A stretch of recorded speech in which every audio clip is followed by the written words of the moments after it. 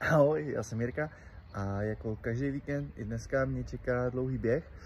A jako každý víkend, tak i dneska buď prší nebo je po dešti. Ahoj, já jsem Jirka. Tohle je můj druhý kilometr. Tady slunce. Před náma Mordor. Jsem Jirka a jsem běžec. A je jasně, že mi přijdou tlustý lidi hrozně legrační.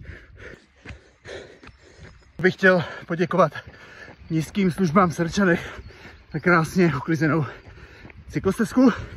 Ne, to není ironie, ani to není placený partnerství. A kdybyste chtěli, můžete mi vyvážit po peníze zdaráčo. Jako domluvím se, jo? Díky kluci. Ale miluju. Jsem běžec. Jasně, že překážím cyklistům na cyklostezce. Pardon, moje chyba. Přestanu běhat, až přestanu vrhat stín. No, zblázním, že pomalu. Že jo. Ty mi rozumíš, kámo, že jo?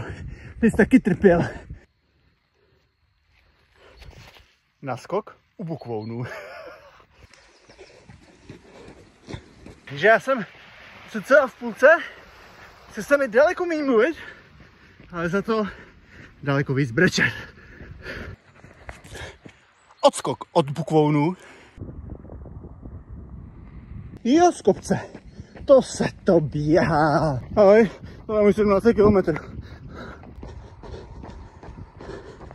Takže ahoj, já jsem Jirka, odběháno, tohle je můj 20 km.